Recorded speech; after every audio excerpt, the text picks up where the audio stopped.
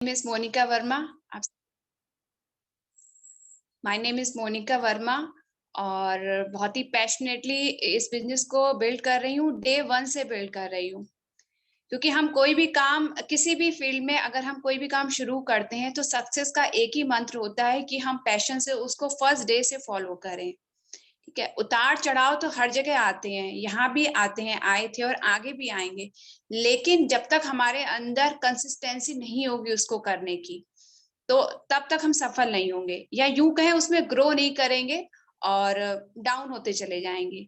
तो इसमें क्या सफलता अगर आ जाए तो एमवे बिजनेस में अगर आप आते हैं सबसे पहले, या जो लोग आ चुके हैं थोड़े टाइम हो गया है सफलता नहीं मिल पा रही है, या जो न्यू लोग हैं या आने वाले जो भी हैं, तो सफलता का सबसे पहले इसमें मंत्र होता है, यानी कि सबसे पहले हमें क्या करना होता है, सबसे पहले करना होता है हमें 9% क्लब का मेंबर बनना होता है।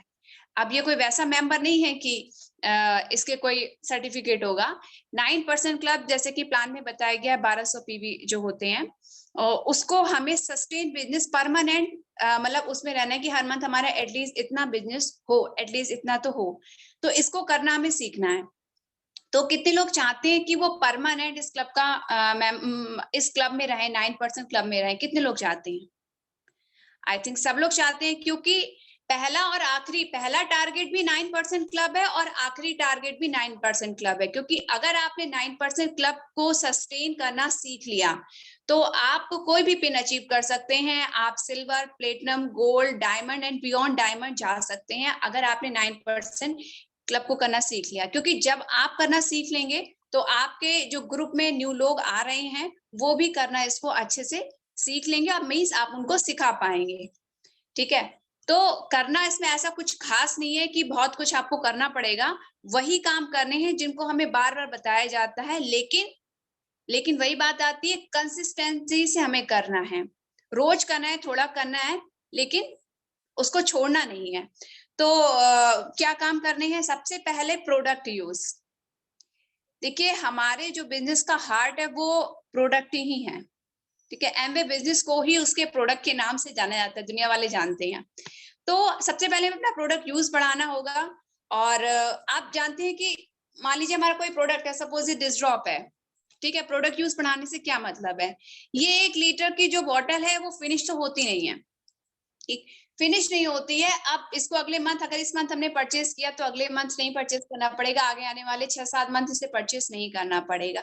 ठीक है, लेकिन हमें क्या करना होगा कि अगले मंथ या नेक्स्ट मंथ हमें हर मंथ कुछ ना कुछ अपने जो हम प्रोडक्ट यूज कर रहे हैं उसमें कुछ ना कुछ प्रोडक्ट ऐड करना है। अच्छा, कितने लोग चाहते हैं कि जो 160 प्रोडक्ट, मोर देन 160 प्रोडक्ट जो हैं हमारे, उसमें कम से कम हमारे 50 प्रोडक्ट के ही हमारे कस्टमर बन जाएं, 50 प्रोडक्ट के।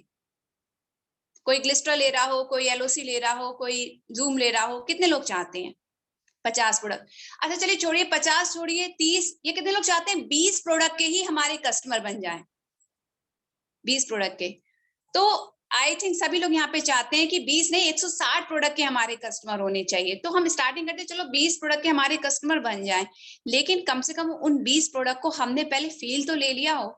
हमें पहले पता तो हो कि ये जो डिस्ड्रॉप है, इससे जब हम बर्तन धोते हैं तो इससे हमारे हाथ जो है, वो हाथ में जो कटा जला छिला है वो नहीं लगता है। कभी हाथ में कट लगा होगा, आपने बर्तन इजिली धो लिए होंगे, तभी तो आप बता पाएंगे सेफली क्लीन करता है। तो हमें अपना प्रोडक्ट यूज बढ़ाना ही पड़ेगा, क्योंकि जब आप प्रोडक्ट को यूज करते हैं तो आपके दिमाग में क्या आता है कि प्रोडक्ट एक तो यूज करे, काम तो कर रहा है, लेकिन काम के साथ साथ दिमाग में बिजनेस जाता है। या यूं कहूं मैं आपसे दूसरे शब्दों में, बिजनेस की लैंग्वेज में, कि 1000 रुपए का सपोज आपने सामान खरीदा मंथ की स्टार्टिंग में, 1000, 1100, 500 जो भी आपको लग रहा है, आपने खरीदा सामान, कोई नया प्रोडक्ट जो फिनिश हो रहा है वो प्रोडक्ट, और उसके बाद आप देखते हैं कि मंथ के एंड आते आते आपको उस 1000 रुपए से अगर 1500 रुपए भी पैदा हो जाएं, 1500 रुपए अर्निंग की बात कर रही हूँ, 1000 रुपए का प्रोडक्ट लेने के बाद अगर आपको 1500 रुपए तक की अर्निंग हो जाए तो कैसा रहेगा? खर्च तो आप पहले भी कर रहे थे, यहाँ नहीं कहीं और कर रहे थे खर्च, लेकिन यहाँ आने के बाद हम सोचने लगते हैं कि नहीं, ये प्रोडक्ट जो है वो खर्चा है। ये प्रोडक्ट खर्चा नहीं है, ये प्रोडक्ट है हमारे इन्वेस्टमेंट। जैसे हम लोग बैंक में, अगर आप बैंक में इन्वेस्ट करिए तो अगर आप एफडी वगैरह ना भी कराएं, सेविंग अकाउंट भी होता है आपका, तो घर में पैसा अगर एक्स्ट्रा पड़ा होता है तो आप लोग बैंक में डाल देते हैं और कुछ ना कुछ तो आपको बेनिफिट मिलता ही है अगले मंथ, ठीक है। तो ज्यादा बेनिफिट के लिए हम लोग एफडी कर लेते हैं और कम से कम आगे टाइम तक के लिए 2-3 साल तक के लिए छोड़ देते हैं, तब भी हमें बेनिफिट मिलता है। यहाँ पे हमें ज्यादा टाइम तक नहीं, हमने अगर थोड़ा सा भी इन्वेस्टमेंट किया यानी प्रोडक्ट यूज बढ़ाया तो हमें उसका बेनिफिट जो है दूसरे दिन से ही मिलने लगता है, ठीक है। तो आई थिंक आप सभी को मेरी बात समझ में आ गई है कि कुछ नहीं तो हर मंथ एक न्यू प्रोडक्ट ऐड करें। सपोज अगर हम एटीट्यूड फेस वॉश यूज कर रहे हैं तो हम हर्बल का ट्राई कर सकते हैं। हम क्या कर सकते हैं, ऑयली स्किन वाला ट्राई कर सकते हैं, या हम हो सकता है कि आर्टिस्ट्री पे स्विच करके उसका भी एक्सपीरियंस ले सकते हैं। होम केयर में है कि अभी तक अगर हमने जो हमारा वेजी वॉश नहीं यूज किया तो उसको यूज करके देख सकते हैं, तभी तो हम बताएंगे किसी को। तो आपको प्रोडक्ट यूज बढ़ाना ही पड़ेगा, एक या दो प्रोडक्ट का। फिर उसके बाद आता है कि प्रोडक्ट यूज तो हमने बढ़ा लिया, लेकिन जब तक हम सीखेंगे नहीं किसी से बात करना या कैसे हम अपने प्रोडक्ट के बारे में बताएं, तब तक बिजनेस आगे नहीं बढ़ेगा। तो दूसरा काम हमारा क्या है, वही मीटिंग में आना है, वो भी इमरजेंसी लगा के, ठीक है। जैसे हम जॉब पे जाते हैं, सुबह की 8 बजे की होती है तो वो हमारी इमरजेंसी होती है, घर में हमारे गेस्ट भी आ जाते हैं, तब भी हम कुछ उनको मैनेज करके जाते हैं। लेकिन यहाँ पे तो ऐसा कुछ भी नहीं है, यहाँ पे तो बहुत फ्लेक्सिबिलिटी है, मीटिंग घर से हो रही है, ऐसे टाइम पे होती है जहाँ पे कोई भी ऑफिस टाइम नहीं होता है, शाम के टाइम होती है, घर से आप इजिली कनेक्ट कर सकते हैं। वेडनेसडे और संडे वाली मीटिंग में आपको इमरजेंसी लगानी है, क्योंकि वेडनेसडे मीटिंग में आपको इस बिजनेस का जो कॉन्सेप्ट है, प्लान है, इनकम है, वो क्लियर होगा। आज भी सोचिए मुझे 3 साल होने जा रहे हैं और आज भी मैं जब भी हर प्लान देखती हूँ और कुछ ना कुछ नया सीखने को मिलता है, कुछ ना कुछ नया आइडिया मिलता है अपने प्रोस्पेक्ट को बताने के लिए। तो आपको इमरजेंसी लगानी होगी इस मीटिंग में। और संडे वाली में प्रोडक्ट, क्योंकि प्रोडक्ट तो हमारे यहाँ फिनिश होने नहीं वाले, प्रोडक्ट जो है हर बार नए नए नए नए आते हैं, तो जितनी नॉलेज ले लो उतनी कम है। तो एटलीस्ट हम 2 मीटिंग में इमरजेंसी लगा सकते हैं। कुछ पाने के लिए आपको कुछ तो करना होगा।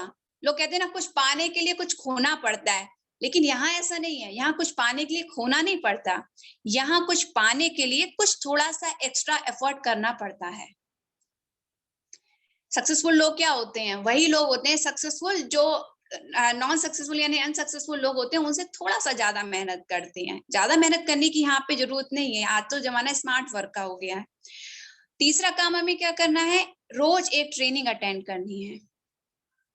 हमारे एक एक प्रोडक्ट के बारे में इतनी नॉलेज है कि पूरा पूरा दिन भी अगर आप उसके ऊपर बात करें तो वो भी कम पड़ जाता है। हालांकि हम कस्टमर से इतनी बात नहीं कर सकते, लेकिन हमें अपने प्रोडक्ट की पूरी नॉलेज होनी चाहिए। तो उसके लिए जो एमबी ऑर्गेनाइजेशन आजकल पूरी आप देखिए ट्रेनिंग रोज प्रोवाइड कराते हैं, तो आप कोई भी अपना शेड्यूल में ऐड कर लीजिए, एक ट्रेनिंग अटेंड करिए, उसके प्रॉपर नोट्स बनाइए।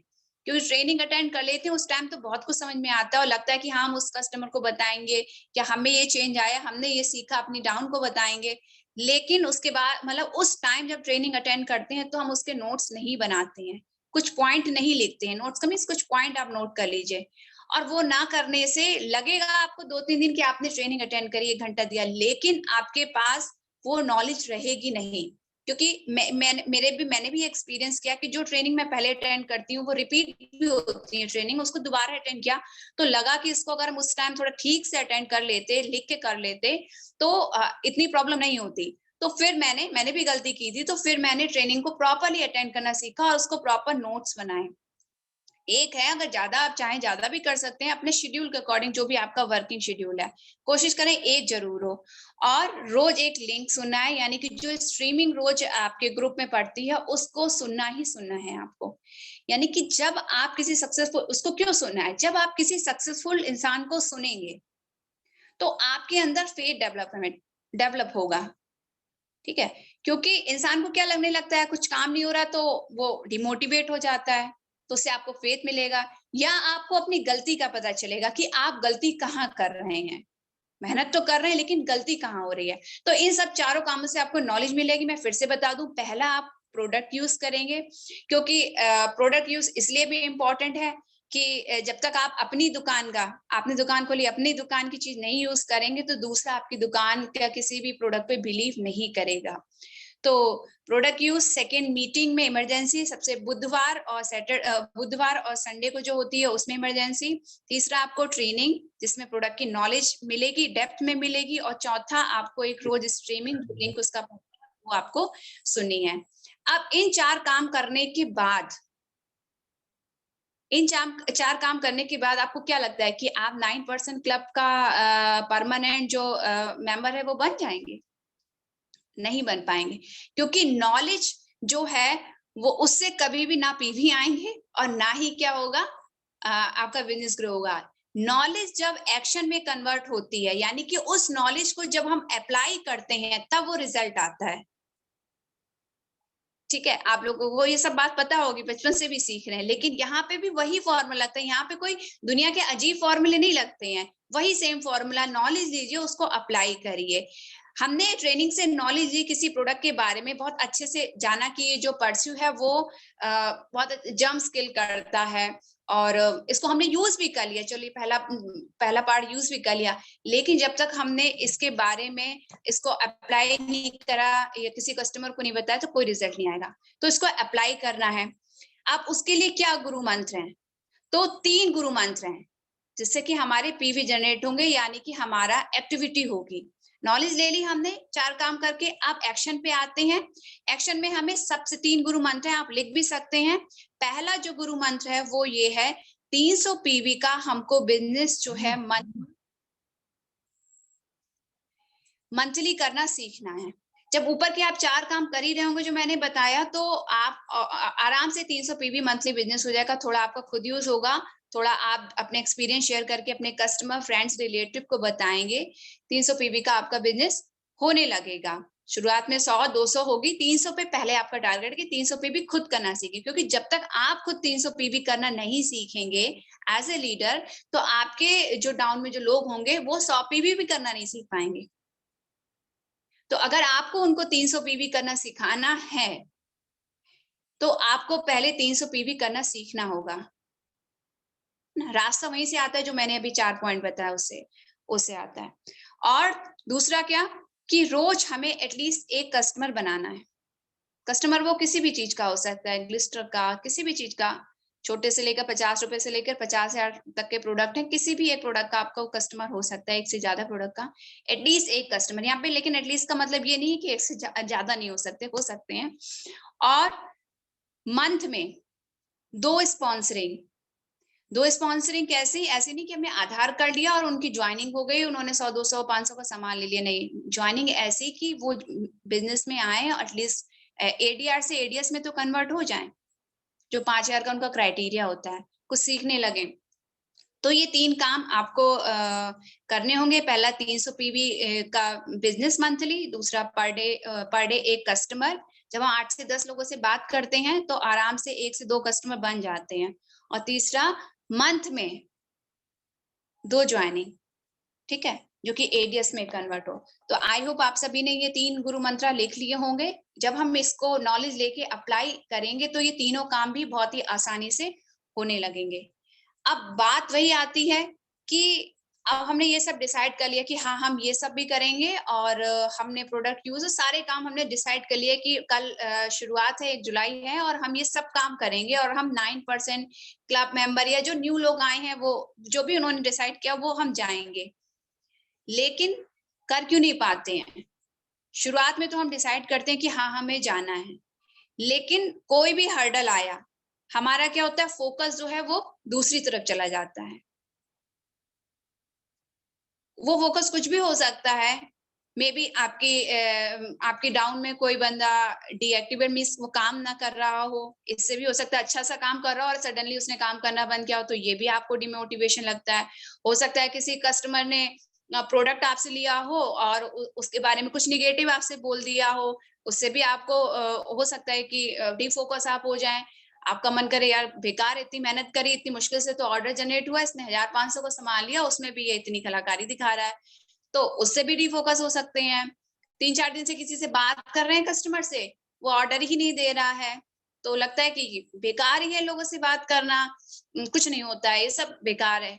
तो बहुत सारी चीजें मन में निगेटिविटी आ जाती हैं। तो ये फोकस हमें क्या कब परेशान करेगा ये फोकस? ये फोकस हमें तब डिफोकस हम तब हो पाएंगे इन सब चीजों से जब हमने अपने लक्ष्य पे जो हमने निगाह है, जो हमारी 9% हमें क्लब का मेंबर जो बनना है वो जाना है, उसको हमारा वो स्ट्रांग नहीं होगा, उस पर हमें विश्वास नहीं होगा। क्योंकि ये तो सिचुएशन किसी भी बिजनेस में आती है, कोई हमारे एमवे बिजनेस की सिचुएशन नहीं, हर बिजनेस में आता है, हर बिजनेस में आता है। आप जाते हैं, आप भी ऐसे कस्टमर जाते हैं जब मार्केट में, तो प्रॉब्लम आप भी लोगों से यही क्वेश्चन करते हैं जो शॉपकीपर होता है, तो आपसे भी लोग वही क्वेश्चन और ऑब्जेक्ट अपने प्रश्न रखेंगे, तो प्रॉब्लम आएंगी। लेकिन उससे उसको हम निगेटिव वे में ले लेते हैं, उसको हम निगेटिव वे में ले लेते हैं। उसको हमें निगेटिव वे में नहीं लेना है, बल्कि हमें ये सोचना है कि वो बंदा अगर ऐसा कर रहा है, कम से कम हमारे साथ जुड़ रहा है, ठीक है। और आगे आने वाले टाइम में, अभी नहीं लेकिन आगे आने वाले टाइम में हमारा वो प्रोस्पेक्ट कस्टमर बहुत अच्छा बन जाएगा, बिजनेस में भी आ जाएगा। वो बात ना सोच के हम लोग उसका नेगेटिव पॉइंट सोचने लगते हैं और डिफोकस हो जाते हैं, और 8-10 दिन में सोचने लगते हैं कि होता तो कुछ नहीं है, अब चलो चलो ठीक ही है, अब इतने से काम चल जाएगा, चलो 600 पी भी ठीक है, 6% ही ठीक है, और हम अपना जो दिमाग में सेट किया होता है वो भूल जाते हैं। कितने लोग हैं यहाँ पे जिन्होंने आज से 5 से 6 महीने पहले भी डिसाइड किया होगा कि वो 9% जाएंगे, जो 1200 पीबी होते हैं। बहुत से लोग होंगे यहाँ पे जिन्होंने डिसाइड किया होगा, अपने मन में भी किया होगा, अपलाइन को भी बताया होगा, और उस पर थोड़ा बहुत काम भी किया होगा, लेकिन अभी तक नहीं हो पाया। क्यों? क्योंकि वही है, डिसाइड तो कर लिया, लेकिन उस पर निरंतर हमारा विश्वास नहीं रहा, ना फोकस, ना लक्ष्य पे रहा, ना खुद पे रहा विश्वास, ना अपलाइन पे रहा विश्वास, ना सिस्टम पे रहा। तो हमें इन सब पे क्या विश्वास बनाए रखना है और लास्ट टाइम तक लड़ते रहना है, और हो सब चाहता है। भैया कहते हैं कि एक बार इस बात के लिए मैं जोरदार तालियां करना चाहूंगी भैया के लिए, कि वो हमेशा यही कहते हैं कि तुम डिसाइड करो कहाँ तुम्हें जाना है, और हो तो सब जाएगा, बस विश्वास की कमी नहीं होने दी। यहाँ पे युद्ध तो नहीं है कि आप सोचो कि आपको युद्ध पे जाना है, लेकिन यहाँ पे युद्ध क्या हमारे अंतर्मन से चलता है, हम जो ठान लेते हैं वो हो जाता है, ठीक है। तो आई होप यहाँ पे सभी ने मेरी बात से 9% जाने का ठान लिया होगा, जो है 9% क्लब में वो सस्टेन करने का उन्होंने ठान लिया होगा, और जो नहीं है उन्होंने 9% जाने का ठान लिया होगा। आप याद रखें, 9% जाना ही हमारा पहला इस बिजनेस में और आखिरी लक्ष्य होगा, क्योंकि यही हम अपनी डाउन में जो लोग आएंगे, प्रोस्पेक्ट होंगे, डाउन में जो आएंगे, उनको यही सिखाएंगे। तो मैं अपनी बात को यहीं पे एंड करना चाहती हूँ।